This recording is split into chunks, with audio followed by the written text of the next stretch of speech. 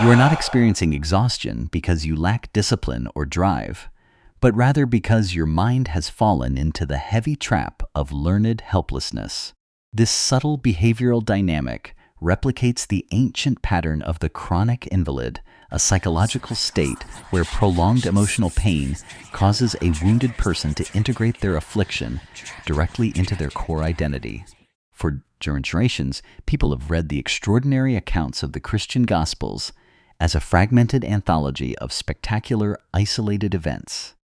We are accustomed to hearing these ancient narratives told in a completely randomized chronological order, scattered across 4 distinct accounts, with no apparent structural thread tying them together. In this common perspective, the blind man receiving sight, the roaring tempest falling silent, and the deceased individual stepping out of a dark tomb are treated merely as sporadic demonstrations of cosmic authority. But what if there is an unyielding, meticulously designed sequence hidden directly beneath the surface of these events? What if every single act of supernatural restoration performed by Jesus of Nazareth was not a random response to temporary crises, but rather a carefully structured progression designed to dismantle the deepest defense mechanisms of the human mind? When you systematically arrange these encounters, from the first to the final post-resurrection meeting, an incredible blueprint emerges. This trajectory demonstrates that he was not merely correcting physical anomalies or seeking to stun onlookers with raw power. Instead, he was executing a precisely timed therapeutic narrative that speaks directly to modern anxiety, severe burnout, chronic isolation, and existential despair. Here is where the underlying structural design becomes profoundly fascinating for our mental well-being. The 3 synoptic accounts traditionally employ the descriptive term dunamis, which signifies a raw capability, an unstoppable force that shatters external limitations and reshapes material reality. Yet, the distinct narrative of John completely abandons this vocabulary, choosing instead the strategic word semeion, which translates directly as an intentional signpost. While an exhibition of power elicits a temporary response of astonishment, an intentional signpost forces the human psyche to look beyond the immediate event and ask what internal reality this is pointing toward. This distinction matters immensely because the entire progression of these acts was designed to serve as a mirror reflecting our own internal fragmentation. The ancient writers also incorporated the term teros, meaning an overwhelming wonder, capturing the profound disruption experienced by those who witnessed their reality being transformed. By examining these occurrences through this unified lens of power, internal meaning, and astonishment, we discover a continuous thread where ancient Hebrew concepts like at and mofet step out of history to address your current emotional confinement. To uncover this hidden pattern of emotional restoration, we must follow the sequence exactly as it unfolded, watching a master class in narrative psychology reveal itself one step at a time. We begin our investigation at a celebration where the joy was prematurely extinguished, establishing a profound template for how the human mind handles the terrifying dread of public exposure and inadequacy. To fully comprehend the weight borne by the individuals in these accounts, we must reconstruct the oppressive atmosphere of first-century Judea and Galilee. The collective consciousness of the population was crushed beneath the ruthless weight of the imperial Roman occupation, an environment that bred constant anxiety and a pervasive sense of helplessness. Simultaneously, the local population was subjected to an unyielding, hyper-legalistic religious hierarchy dominated by the religious elite. This socio-religious framework did not merely dictate moral behavior, but operated as a rigid system of ritual purity that acted as a weapon of profound social exclusion. Within this cultural landscape, any form of physical ailment, mental instability, or socioeconomic misfortune was immediately interpreted as a direct manifestation of divine condemnation or ancestral guilt. If an individual suffered from chronic illness, severe paralysis, or a skin disease like leprosy, they were systematically stripped of their social identity and declared ritually unclean. This label meant they were instantly banished from communal worship, discarded by their immediate families, and forced to live on the desolate fringes of civilization. Under the lens of modern psychology, this prolonged exposure to systemic rejection and intense shaming completely destroys the human ego's primary defense mechanisms. When a person is relentlessly subjected to societal ostracization and told that their suffering is a punishment from the cosmos, their mind eventually experiences a state of severe trauma freezing. They stop fighting against their hostile environment, extinguish all internal expectations of relief, and retreat into a protective shell of emotional detachment. Their internal dialogue shifts from a healthy desire for restoration to a bitter worldview dominated by perpetual self-blame, deep resentment, and a complete loss of personal agency. They become entirely defined by their wound, view the world through a lens of paranoia, and learn to find an artificial sense of security within the dark predictability of their isolation. This agonizing erosion of the human spirit is the exact point of entry where the chronological sequence of restoration initiates its first intervention. The structural blueprint does not begin within the grandiose, intimidating walls of a religious temple, but rather within an intimate domestic setting where the terrifying shadow of social disgrace was about to shatter a family. At the historic wedding feast of Cana, documented in the 2nd chapter of John, we witnessed the initial activation of this restorative sequence. The abrupt depletion of the wine supply was not a trivial logistical inconvenience, but a catastrophic social crisis in first-century Jewish culture that threatened to inflict permanent public humiliation upon the host family. This event mirrors the modern psychological phenomenon of sudden depletion, the agonizing moment when our emotional reserves run entirely dry, our superficial relationships lose their vitality, and we face the immediate dread of being exposed as inadequate before others. Mary functions as the voice of stark reality, refusing to minimize the crisis, while the servants embody the chaotic paralysis of anxiety as they stand before 6 empty stone water jars. These vessels were the precise structural instruments of the old legalistic purification system, containers designed to wash away external contamination but utterly incapable of generating internal vitality.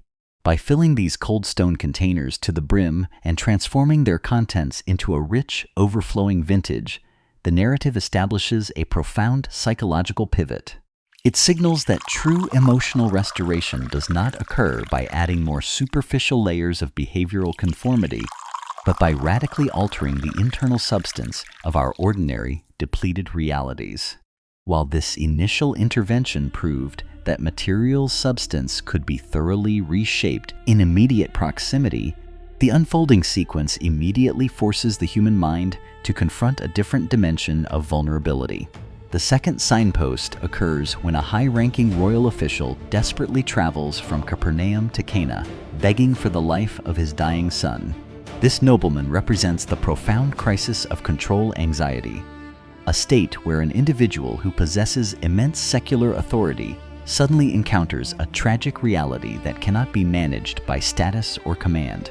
The father's internal defense mechanisms are entirely shattered by the terrifying prospect of losing his child, rendering his conventional ego structures completely useless.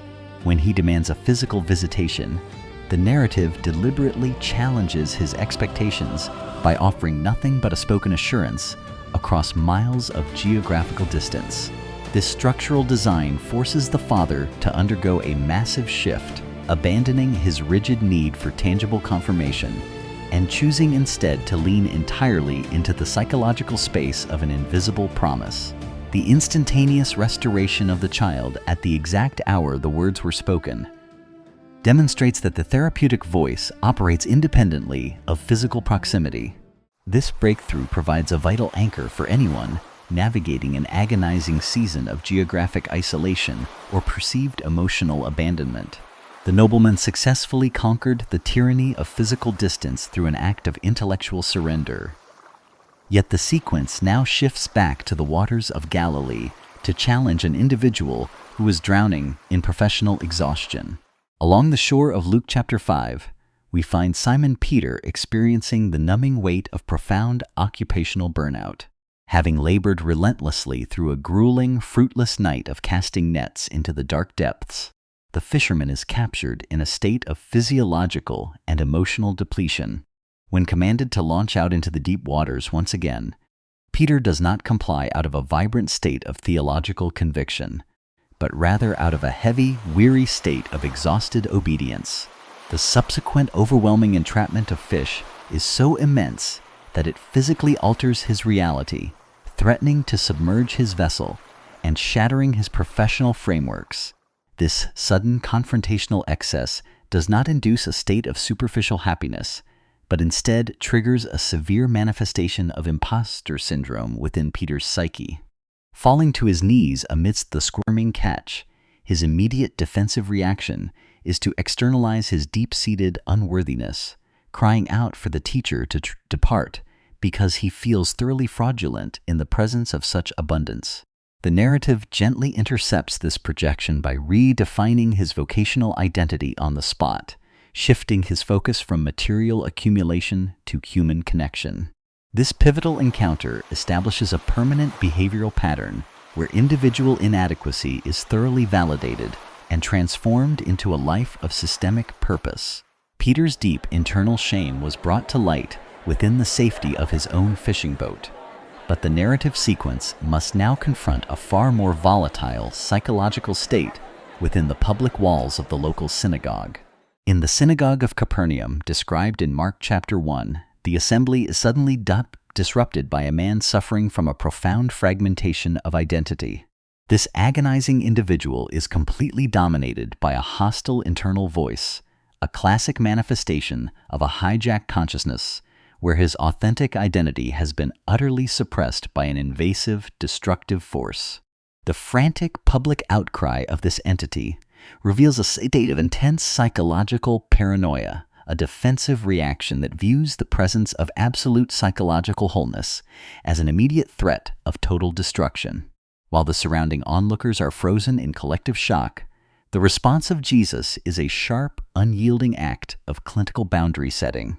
Utilizing the precise authoritative command of phemo, which translates literally to be muzzled or gagged, he refuses to engage in an elaborate, theatrical dialogue with the intrusive voice. This clinical intervention completely detaches the victim's true, buried identity from the toxic psychological noise that had held him captive for years. The immediate expulsion of the chaotic entity restores the man to a state of internal equilibrium, demonstrating an authority that restores order to the internal landscape without relying on superficial rituals. This dramatic emancipation of a hijacked mind left the crowd completely stunned. But the narrative immediately moves into the quiet sanctuary of a private residence to address a silent domestic crisis. Immediately after exiting the public assembly, the narrative enters the home of Simon Peter, where his mother-in-law is completely immobilized by a severe, debilitating fever. In this intimate domestic setting, the high fever represents thus sudden overwhelming seasons, where our physical and emotional systems experience absolute physiological overload, completely paralyzing our capacity to function or connect with those we love. He approaches the bedside, gently takes her hand, and directly rebukes the physical inflammation, initiating an instantaneous stabilization of her entire system. The significance of this encounter resides in her immediate behavioral response, captured by the Greek concept diakoneo, which details her rising at once to actively serve her household. This rapid transition demonstrates that true restoration does not require a prolonged, stagnant phase of psychological convalescence. Instead, it instantly reinstates the individual to a position of profound dignity, agency, and meaningful engagement within their immediate community. This private domestic restoration provided a beautiful model of immediate recovery. Yet the sequence must now step out into the dangerous public sphere to confront an individual who had been thoroughly dehumanized by systemic societal rejection. A man completely ravaged by leprosy approaches him, embodying the ultimate ancient archetype of the thoroughly banished outsider. This individual does not merely suffer from a horrific physical disease, but carries a deep, complex trauma resulting from years of mandatory social isolation and systematic institutional humiliation. His desperate posture of kneeling and his hesitant words, stating that if he is willing he can be made clean, expose an exceptionally deep psychological wound. He does not harbor any doubt regarding the healer's raw capacity, but his psyche has been so profoundly conditioned by endless societal rejection that he fundamentally questions whether anyone could ever possess the deep compassion to choose him. The text deliberately emphasizes that Jesus was moved with splanchnizomai, a rare term detailing a gut-level, visceral emotional response that physically convulses the core of one's being. Breaking every sacred cultural taboo and legalistic barrier of his era, he reaches out his hand and intentionally touches the diseased skin of the untouchable man. This profound act of contact completely reverses the traditional mechanics of contamination. Instead of the man's ritual impurity transferring to the healer's wholeness floods the body of the outcast. The immediate eradication of the disease validates his humanity before reconstructing his physical flesh, offering a stunning therapeutic template for healing those who have been deeply scarred by chronic social exclusion. The leper was beautifully restored through the breaking of a physical boundary, but the next encounter will require an even greater disruption of physical structures to bring a paralyzed soul into the presence of healing. In Mark chapter 2, we encounter the famous narrative of the paralytic individual whose 4 devoted companions are forced to literally tear open a packed mud ceiling to lower his stretcher directly into the center of the room. While the dense crowd is focused entirely on the obvious physical immobility of the man's limbs, he completely upends everyone's expectations by executing a radical reversal of priorities. Before addressing a single muscle fiber or neurological pathway, he looks down at the stretcher and publicly declares that the man's internal moral debts are entirely forgiven. Under a close analysis, this unexpected prioritization addresses the invisible abyss of guilt and existential shame that can paralyze a human being's psychological agency long before their body fails them. By dealing with the internal wound first, the text demonstrates that physical mobilization is frequently dependent upon the deep liberation of the soul from chronic self-condemnation. When the religious elite in the room immediately react with intense cognitive hostility, accusing him of blasphemy, Jesus utilizes the subsequent physical healing as an empirical verification of an invisible reality. The spectacular sight of the man instantly rolling up the very mat that had defined his lifelong helplessness serves as a vivid psychological lesson for anyone seeking to break free from a history of deep spiritual immobilization.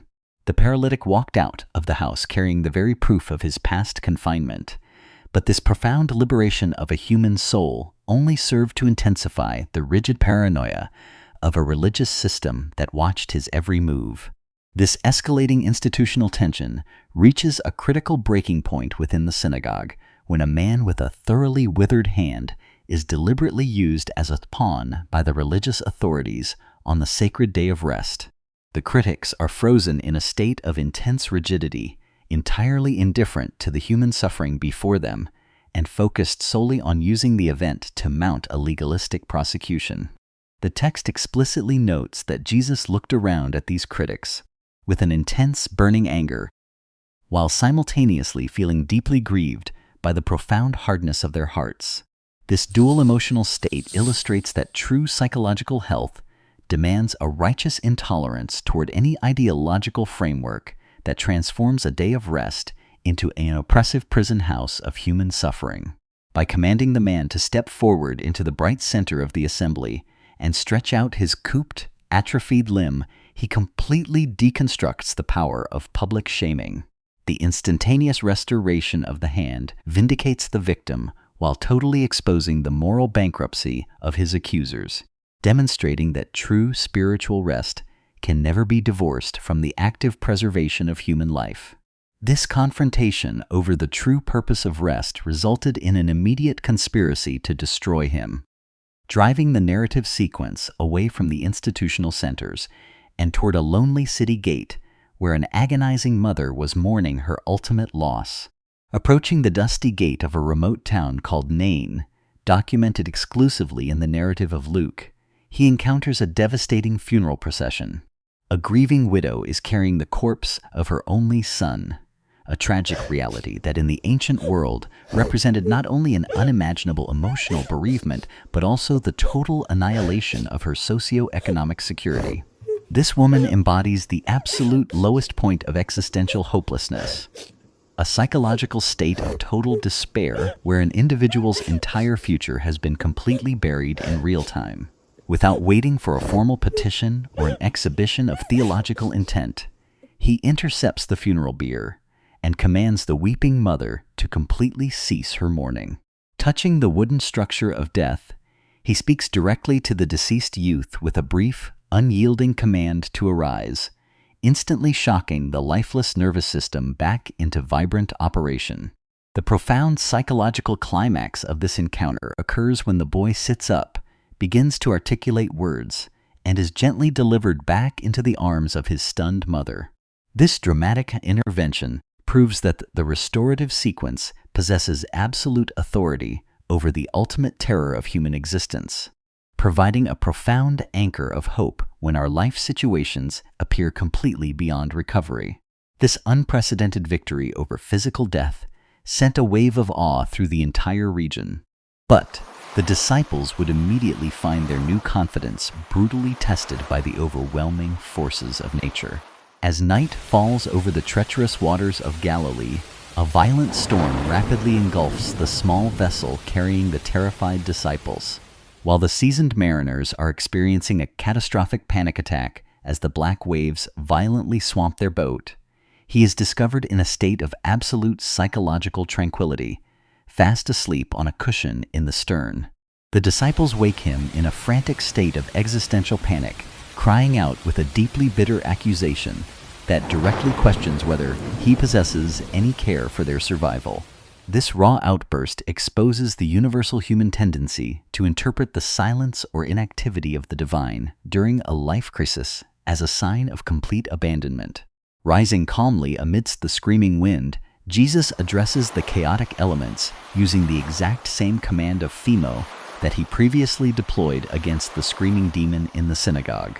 By telling the raging sea to be thoroughly muzzled, the text illustrates that the external forces of nature are subjected to the identical psychological authority that governs internal spiritual chaos. The immediate drop into an eerie calm leaves the disciples in a state of even greater psychological dread, forcing them to confront the terrifying reality of who is actually occupying their fragile boat. The disciples survived the fury of the natural elements, only to land on a desolate shore where an even more terrifying exhibition of human fragmentation was waiting to assault them. Stepping onto the isolated shores of the Gerasenes, the narrative confronts the most extreme manifestation of psychological and spiritual alienation recorded in the ancient texts.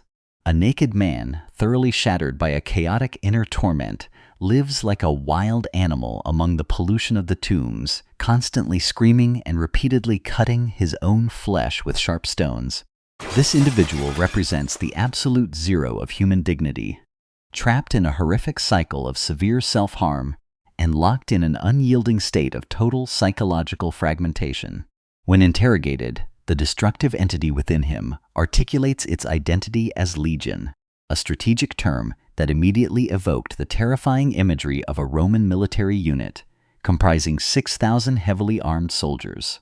This revelation demonstrates that the victim had completely integrated the terrifying violence, brutal oppression, and crushing weight of the occupying military empire directly into his own broken psyche. By completely overpowering this massive army of internal terrors with a single word of dismissal, Jesus completely breaks the back of systemic psychological bondage. The subsequent sight of this notorious madman, sitting peacefully at his feet, fully clothed and possessing an absolutely lucid, integrated mind, serves as a monumental testament to the possibility of total psychological reconstruction. This liberated soul was immediately commissioned to become a pioneering voice of hope to his own family. But the narrative timeline is abruptly interrupted by a complex dual encounter involving two desperate daughters. The narrative sequence is suddenly seized by a profound traumatic interruption when Jairus, a high-ranking official of the local synagogue, falls prostrate at his feet, weeping for his dying 12-year-old daughter. As the urgent procession moves toward the official's residence, a desperately marginalized woman who has suffered from a continuous, exhausting hemorrhage for 12 agonizing years silently slips through the crushing crowd. This unnamed individual represents the ultimate manifestation of a chronic, exhausting trauma, having completely depleted her entire financial livelihood on incompetent physicians, only to find her physical and psychological condition deteriorating into absolute despair. Under the strict purity codes of Leviticus, her perpetual flow of blood rendered her permanently unclean, condemning her to 12 years of absolute physical touch deprivation and complete social invisibility. Driven by a desperate, boundary-breaking psychological impulse, she reaches out through the dangerous press of bodies and deliberately touches the kraspedon, the sacred tassel at the edge of his garment. The instant stabilization of her physical body triggers an immediate halt in the procession, as Jesus demands to know who touched his clothing, a question that appears absurd to his oblivious disciples given the dense crowd. He forces her to step into the light of public awareness, not to inflict shame, but to thoroughly validate her faith and publicly restore her social identity by addressing her with the tender title of daughter. During this exact moment of emotional triumph, a messenger arrives from the household of Jairus, delivering the devastating cognitive shock that the little girl has officially expired. The healer immediately intercepts the father's rising panic with a powerful act of crisis intervention, commanding him to completely ignore the report of death and maintain absolute psychological focus on belief.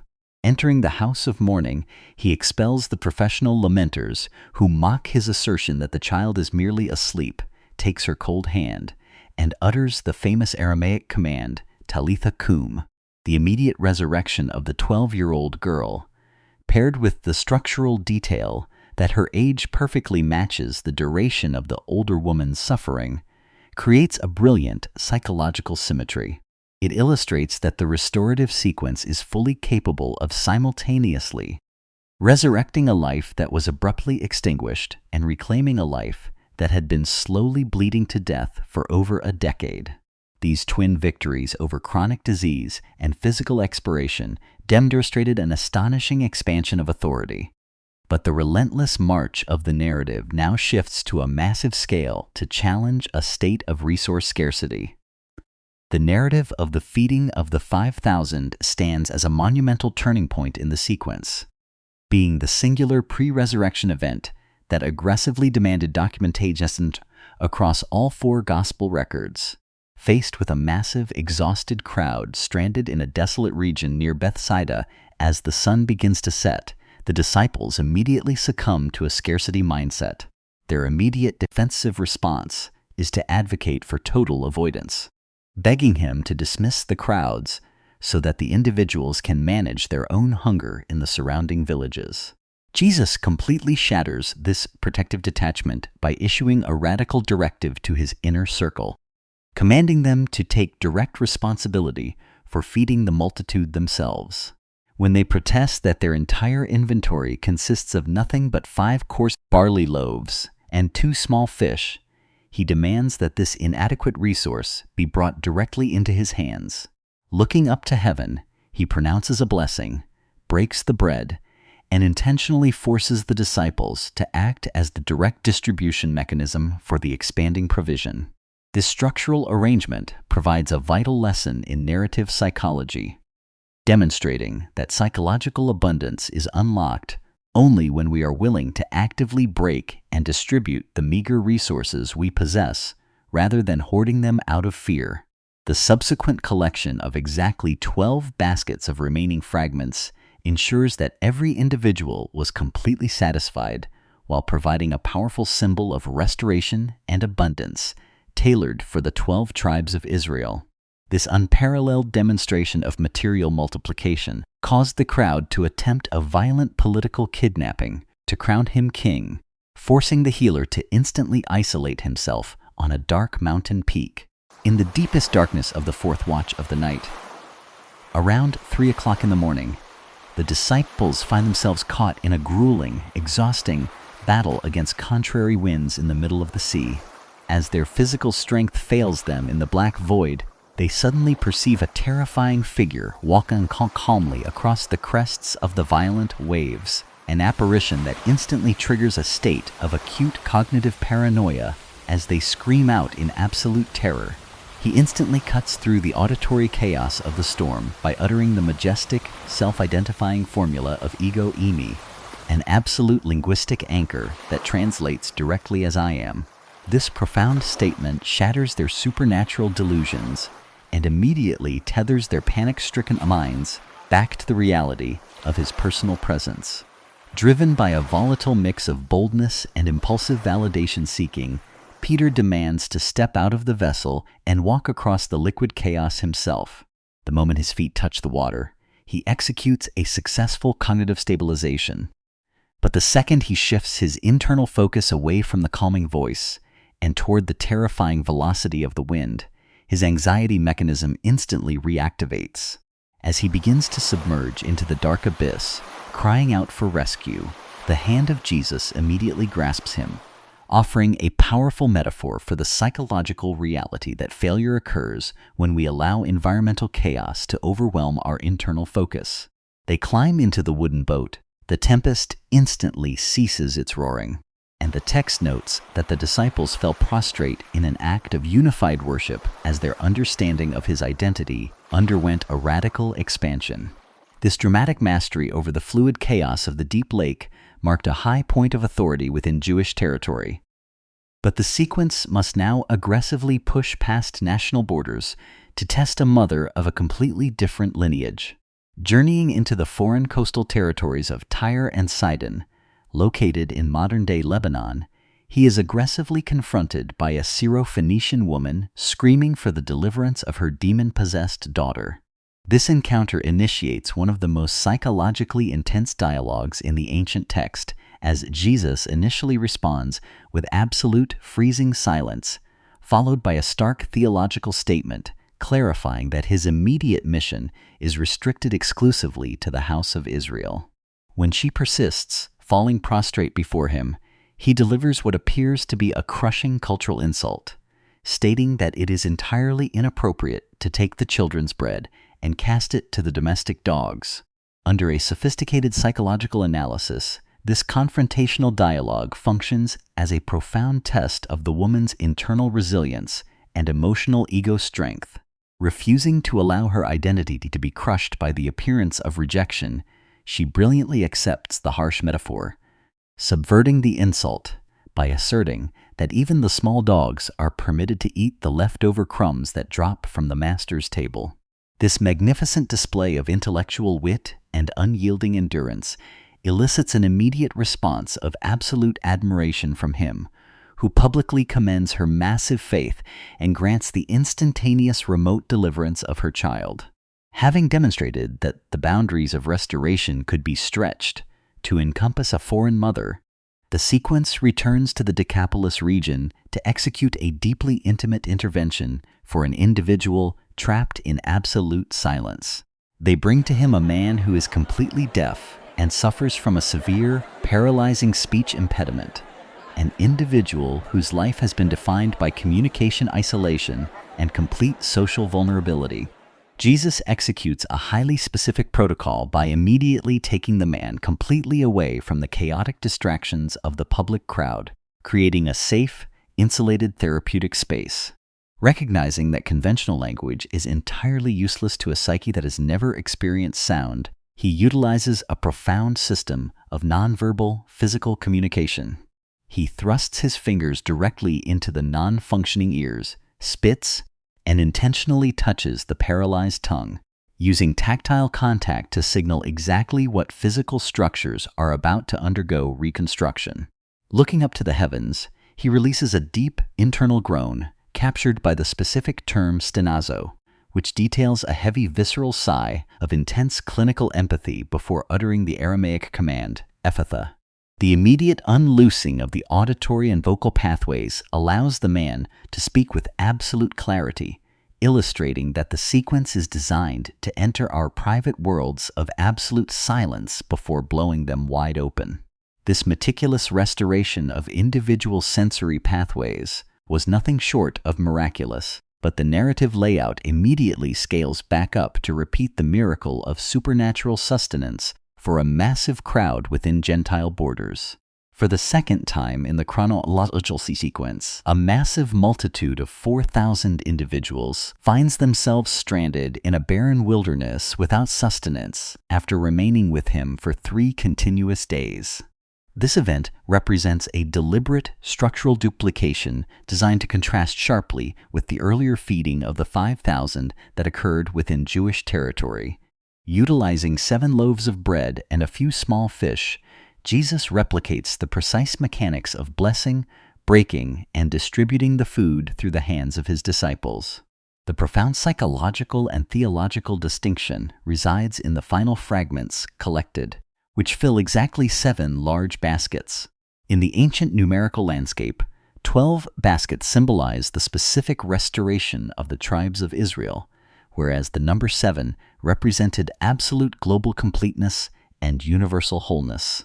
By feeding the Gentile multitude in identical fashion, the narrative architecture explicitly shatters the toxic ideology of national favoritism, proving that the bread of existential restoration belongs equally to all of humanity. The universal abundance provided in the wilderness was undeniable, yet as they returned to the town of Bethsaida, the sequence introduces a unique, perplexing intervention that challenges our expectations of instantaneous transformation. At Bethsaida, a blind man is brought to him with a desperate plea for a therapeutic touch, initiating the singular miracle in the entire gospel record that unfolds through a gradual 2-stage process. Jesus takes the sightless man by the hand and intentionally leads him completely out of the geographic borders of the town, isolating him from the collective skepticism of the community. Applying saliva to his eyes and laying his hands upon his face, he asks if he can perceive anything, eliciting the famous, highly descriptive psychological response that he sees human beings, but they look like distorted trees walking around. This intermediate state of highly blurred, confusing vision represents those agonizing phases in our own psychological recovery where we have exited absolute darkness but have not yet achieved complete cognitive clarity. He calmly repeats the physical application of his hands, forcing the man to look up until his optic pathways are fully stabilized, and he perceives every detail with absolute, razor-sharp precision. This unique progressive restoration was strategically placed by the writer to mirror the slow, multi-stage cognitive awakening of the disciples, who were experiencing great difficulty understanding the true nature of their leader's mission. The blind man's vision was brought to perfect clarity through this patient progression, but the sequence must now demonstrate its authority over the rigid financial obligations that dominate our daily existential anxiety. Upon arriving in Capernaum, Peter is aggressively confronted by the tax collectors regarding whether his master complies with the mandatory civic obligation of the temple tax. This situation activates the universal psychological trigger of financial anxiety. The exhausting weight of chronic material demands and societal obligations that perpetually threaten our security. Rather than engaging in a complex political debate or generating resources through a grandiose display of cosmic wealth, Jesus issues a highly unconventional behavioral directive to Peter. He commands the veteran fisherman to cast a single hook into the lake, capture the first fish that emerges, open its mouth, and extract an exact coin sufficient to cover the tax obligation for both of them. This exquisite, quiet miracle demonstrates that the absolute sovereignty of the sequence reaches down into the most mundane, stressful details of our daily financial survival. It reassures the human psyche that the natural world is fully aligned to provide for our practical necessities in ways that completely bypass conventional economic logic. This precise resolution of a practical financial stress provided a moment of immense relief, But the disciples were about to be plunged into a brutal encounter under the mountain, where a desperate father was facing the total destruction of his family. Coming down from the mountain of transfiguration, he is immediately swamped by a desperate father, whose only son is being brutally ravaged by a violent, self-destructive demonic force. The child is subject to sudden, horrific seizures that violently convulse his body, forcing him into open fires and deep waters in a terrifying manifestation of chronic self-destructive behavior. The father is captured in a state of absolute caregiver burnout, his spirit entirely crushed after witnessing his son's agony for years and experiencing the complete failure of the disciples to execute a deliverance. When he cries out to Jesus, stating that if he can do anything to have compassion on them, his words expose a profoundly wounded and fractured state of belief. The Savior instantly reflects the responsibility back to him, stating that all things are entirely possible to the individual who possesses belief, prompting the most honest, authentic prayer in the entire biblical corpus.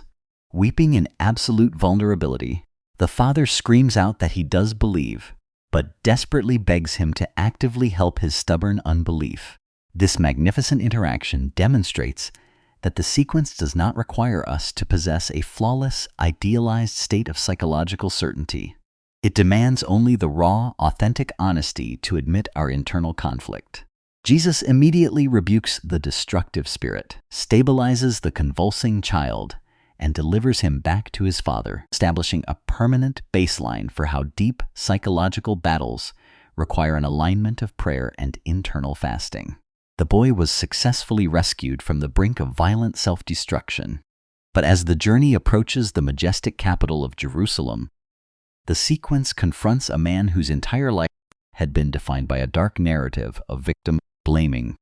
From the hour of his birth, walking through the streets of Jerusalem, Jesus encounters a beggar who has been completely blind from the day of his birth, an individual who has spent his entire existence locked in a state of sensory void. The disciples immediately look at the man's tragic condition and articulate a cold, binary theological question, demanding to know who committed the definitive moral failure that caused this blindness, the man himself or his parents. This question exposes the classic psychological defense mechanism known as victim blaming, a desperate tendency to attribute every form of human suffering to a specific personal fault in order to maintain an illusion of a fair world. He completely demolishes this oppressive religious framework by declaring that neither this individual nor his parents committed a sin that caused this condition. He asserts that this lifelong deprivation is not a cosmic punishment or a definitive verdict of unworthiness, but rather a dark canvas designed to display the spectacular, creative work of restoration. Spitting on the earth, he creates clay from the dust, anoints the sightless eyes, and commands him to journey to the historic pool of Siloam, a name that translates directly as sent. This act of molding clay directly replicates the primal creation imagery of Genesis, signaling that he is not merely repairing tissue, but executing a profound act of identity recreation. When the man washes the mud away, he receives his sight for the first time in his life, launching into a fierce intellectual interrogation by the religious authorities that ultimately results in his total expulsion from the community. Jesus tracks down the isolated outcast, validates his courageous stance, and receives his worship, explicitly stating that he entered the world to invert the spiritual landscape so that the blind could see, and those who claim perfect vision would be exposed as entirely sightless. The blind beggar was radically emancipated from his lifelong physical and social confinement. But his relentless challenge to the legalistic establishment immediately intensifies within the walls of a local synagogue. While teaching on the sacred day of rest, Jesus perceives a woman who has been completely immobilized by a spirit of infirmity for 18 agonizing years.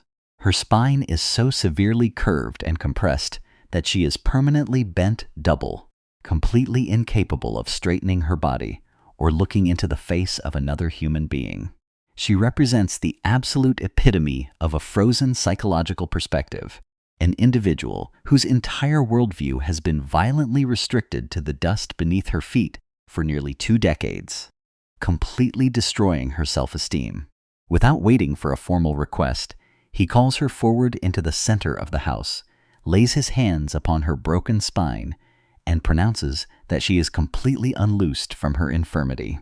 When she instantly stands perfectly erect, shouting praises to the cosmos, the leader of the synagogue explodes in intense indignation because the healing violated his rigid interpretation of the Sabbath. Jesus fiercely denounces his rank hypocrisy, demanding to know why it is entirely acceptable to untie an animal from its stall on the day of rest, yet unacceptable to liberate a human daughter of Abraham from 18 years of bondage. This powerful intervention establishes that the true essence of spiritual rest is liberation from chronic bondage, a reality that must always override institutional rules. The hypocritical establishment was utterly humiliated by this public display of compassion, but they continued to watch his movements with intense malice as he entered the private dining room of a prominent religious leader. Sitting at a banquet on the Sabbath day under the intense surveillance of the lawyers and Pharisees, Jesus is confronted by a man suffering from severe dropsy.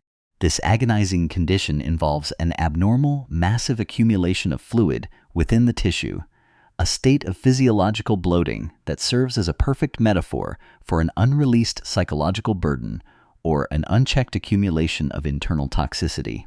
Silencing the unspoken trap of his critics with a devastating question regarding the legality of healing on the day of rest, he takes hold of the bloated individual, executes an instantaneous stabilization, and lets him depart in peace.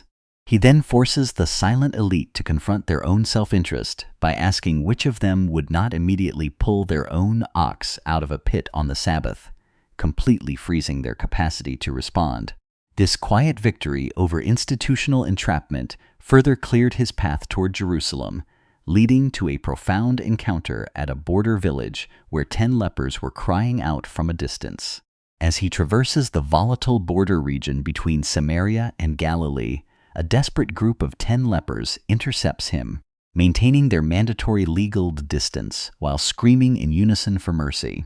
Rather than executing an immediate physical touch, Jesus commands them to immediately initiate a behavioral action, instructing them to walk directly to the priests to verify their cleanliness. The text notes that as they were actively walking along the path, their flesh was completely cleansed of the horrific disease, a dynamic demonstrating that certain dimensions of restoration require us to initiate action before we see the evidence. The profound climax of the narrative occurs when only one individual out of the entire group, a marginalized Samaritan who carried a deep double identity as both a leper and a hated foreigner, turns completely around.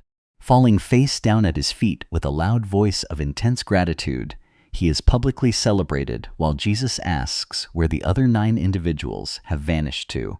This encounter illustrates that while physical relief can be experienced by many, true psychological and spiritual wholeness is unlocked only by the individual who possesses the emotional depth to practice radical gratitude.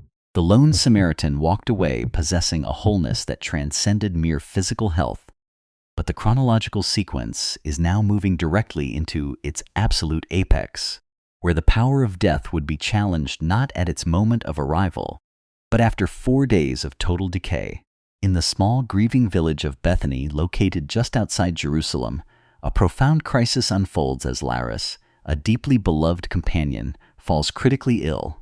His desperate sisters, Martha and Mary, instantly dispatch an urgent message, but Jesus deliberately delays his departure for 2 full days, allowing the situation to deteriorate into absolute tragedy. By the time he finally arrives on the scene, Lazarus has been entombed within a dark rock sepulchre for 4 continuous days, a specific chronological duration of immense significance.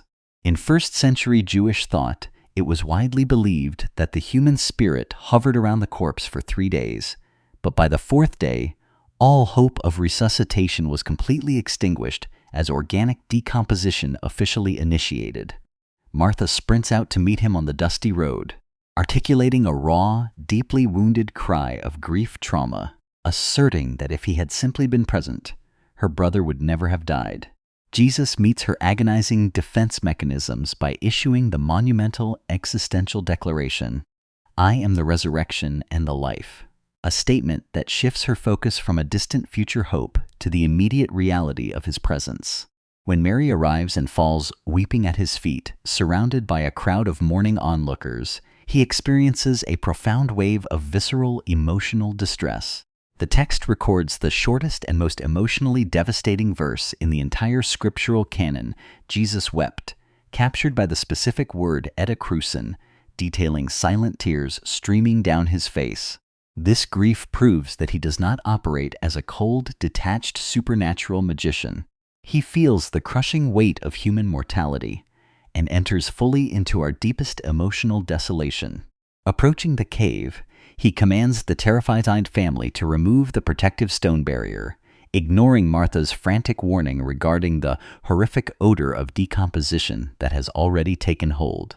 Lifting his eyes to heaven, he releases a thunderous, authoritative shout into the black abyss of the tomb, commanding Lazarus by his specific personal name to come forth.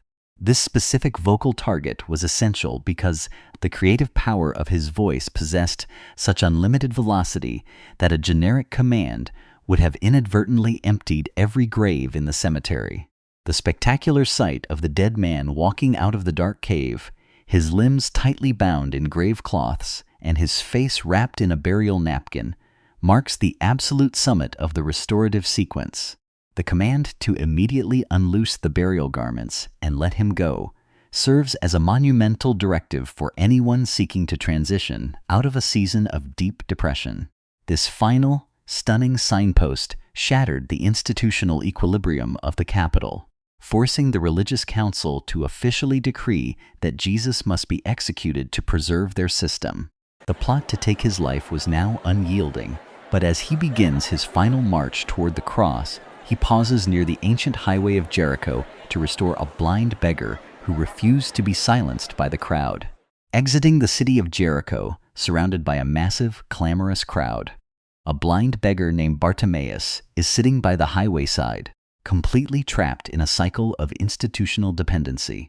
The moment his ears detect that Jesus of Nazareth is passing by, he begins to release a frantic, repetitive shout, demanding that the Son of David show immediate mercy on his condition. The surrounding crowd immediately activates a harsh mechanism of social suppression, ordering him to be completely quiet and maintain his invisible position as a discarded outcast. Bartimaeus completely rejects this social pressure, escalating his vocal volume significantly and screaming even louder until his cry physically halts the entire procession. When called forward, the beggar executes an incredible act of breakthrough by throwing off his heavy cloak, jumping to his feet, and sprinting toward the voice.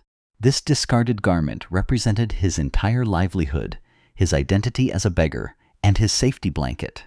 By casting it away before receiving his sight, his psyche made a total commitment never to return to that spot.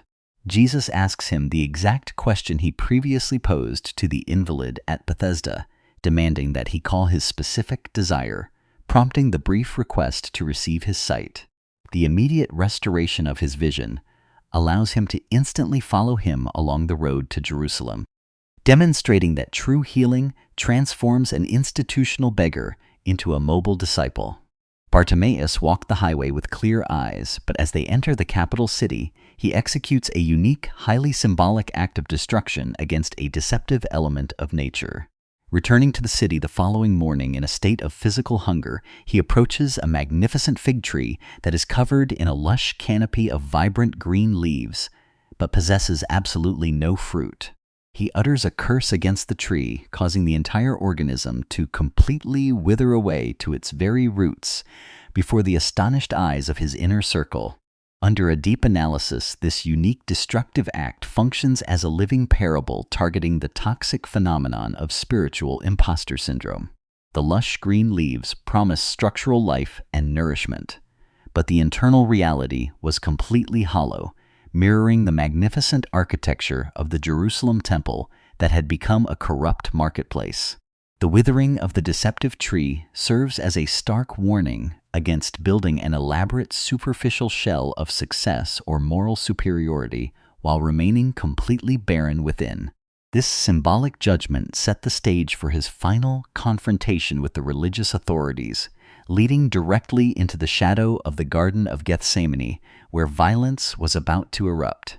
In the deep, suffocating darkness of Gethsemane, as a heavily armed detachment of soldiers arrives to violently arrest him, Simon Peter succumbs to a classic fight-or-flight response. Drawing a sharp sword in a state of physiological panic, he strikes out blindly and completely severs the right ear of Malchus, the personal servant of the high priest. Before the situation can spiral into a catastrophic bloodbath, Jesus immediately intervenes, commanding his disciple to put away the weapon and directly shattering the cycle of human violence. Reaching out his hand in the middle of his own traumatic arrest, he gently touches the bleeding wound of his enemy and executes an instantaneous restoration of the severed ear. This final healing act before the horrors of the cross represents the absolute pinnacle of costly love, demonstrating a profound therapeutic empathy that extends even to those who have arrived with weapons to destroy you. Malchus was left standing in the dark garden with a perfectly whole ear as the Savior was led away, initiating the great cosmic transition where the healer would surrender to absolute brokenness. The chronological sequence reaches its monumental, overarching climax in the spectacular miracle of the resurrection, the event upon which the entire framework of Christian existential hope stands or falls. The horrific public execution on the cross had completely crushed the defense mechanisms of the disciples, plunging them into a state of severe depression and trapping them behind locked doors out of terror. But on the third day, the dark tomb is found entirely empty. The heavy stone is rolled away, and Jesus walks out of death itself, not as an ethereal, disembodied phantom, but in a vibrant physical body. This resurrected body carries the physical scars of his trauma, providing an incredible lesson that our past wounds and deep scars do not need to be erased to become monuments of total victory over darkness. He invites his terrified friends to physically touch his flesh and shares a meal of fish on the beach, thoroughly stabilizing their shattered realities and restoring their agency. The resurrection successfully reversed the finality of human expiration. Yet the narrative layout includes one final beautiful postscript on the familiar waters of Galilee to heal a broken leader who had completely failed. On the Sea of Galilee, the disciples have spent another long, grueling night fishing in the dark void and have once again accumulated an absolute score of 0. As the morning mist rolls across the water, a voice from the shore commands them to cast their net on the specific right side of the vessel, resulting in an immediate entrapment of fish, so massive they cannot haul it in. Upon counting the catch, the text records the exceptionally precise historical number of exactly 153 large fish. While scholars have engaged in endless debates over the mathematical calculations of Gostin or the biological catalogues of Jerome, the profound significance resides in the structural detail that the net did not tear. In their initial encounter 3 years earlier, the nets began to rip under the pressure, but under the post-resurrection framework, the provision is perfectly sustained and holds together with absolute security. Swimming to the shore, Peter discovers a charcoal fire burning on the beach with fish laid upon it, and bread waiting, a precise sensory environment that perfectly replicated the setting where he had denied his leader 3 times. The Savior does not unleash a torrent of moral condemnation or demand an elaborate apology. He simply invites his exhausted, guilt-ridden friend to sit down and share a warm breakfast. This final, intimate intervention functions as an exquisite act of exposure therapy, entering the exact geographic and emotional space of Peter's deepest shame to thoroughly reconstruct his identity and reinstate him to leadership. This quiet breakfast on the beach concludes the escalating chronological architecture of power, leaving us with a beautiful picture of absolute restoration operating on an intensely personal scale. When we take a breath and analyze this complete chronological progression, we recognize that the structural order of these events functions as a precise therapeutic matrix. The narrative architecture utilizes the deliberate interplay of the three Greek concepts dunamis, semeion, and teras to shift our understanding from raw power to deep existential meaning. The author of the fourth gospel deliberately avoids the explosive terminology of raw capability, choosing instead the quiet language of the signpost to force our minds beyond the surface phenomena. This structural alignment perfectly matches the ancient Hebrew pairing of at and mofet, the dynamic vocabulary used to document the epic liberation of human slaves from the systemic oppression of Egypt. The profound epiphany embedded within this pattern is that the Savior never deploys his authority as a cold exhibition of effortless power designed to diminish your humanity.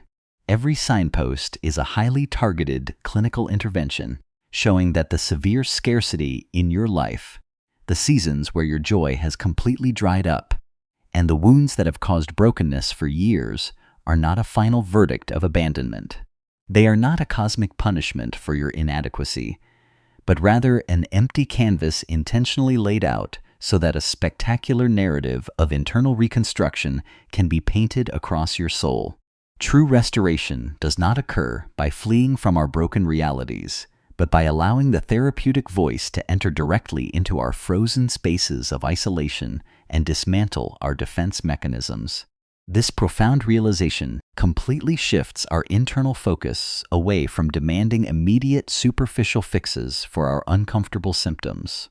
It leaves us with a beautiful, life-altering question that demands an honest answer before we can take a single step forward into our newly constructed future. The initial practical takeaway from this psychological journey is the urgent necessity to completely abandon our elaborate systems of self-excusing and directly call our true needs. We must stop using the defensive mechanism of projection to blame our hostile environments, our broken families, or those who have abandoned us for our current state of immobility. Like the invalid at Bethesda, we must find the raw intellectual honesty to answer the piercing question of whether we actually desire to get well or if we have simply grown comfortable hiding behind our wounds. The second actionable lesson demands that you courageously roll up your mat and actively carry it into your daily existence. This means that the very trauma that once defined your complete helplessness must now be carried as a visible trophy of your resilience, proving that you are no longer a victim of your past. The third behavioral application is to intentionally embrace the discipline of weary obedience. You must refuse to wait until you possess a perfect, idealized state of mental clarity or a vibrant, unyielding emotional energy before you choose to act. You must launch your boat out into the deep waters and cast your nets once again, even when your soul is completely exhausted after an endless night of empty hands. This message is spoken directly to the individual who is navigating this high-pressure lifestyle with a deeply scarred psyche and completely exhausted emotional reserves. You may find yourself stranded in the 12th long year of a silent, bleeding emotional trauma or trapped in the 38th year of a completely stagnant, paralyzed career.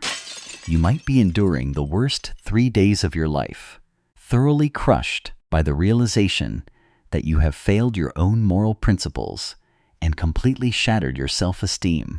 Please allow your mind to absorb this absolute clinical truth.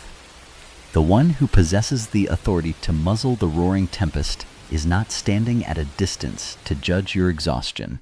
He is occupying the exact same fragile boat with you, experiencing the full velocity of your pain, and quietly shedding silent tears over the destruction you are enduring. The ultimate manifestation of his restorative authority is not a terrifying exhibition of cosmic lightning, but a gentle charcoal fire burning quietly on the beach, where he has personally prepared breakfast for those who have failed. Your protective net will never tear. Your psychological recovery will hold together with absolute stability, and your true identity will be fully preserved. It is time to completely strip away the suffocating grave clothes of your depression and step boldly out of the dark tomb of your isolation because the voice of restoration is actively making all things new. Hold fast to this profound anchor, let go of your self-condemnation, and peacefully step forward into your beautiful, reconstructed reality.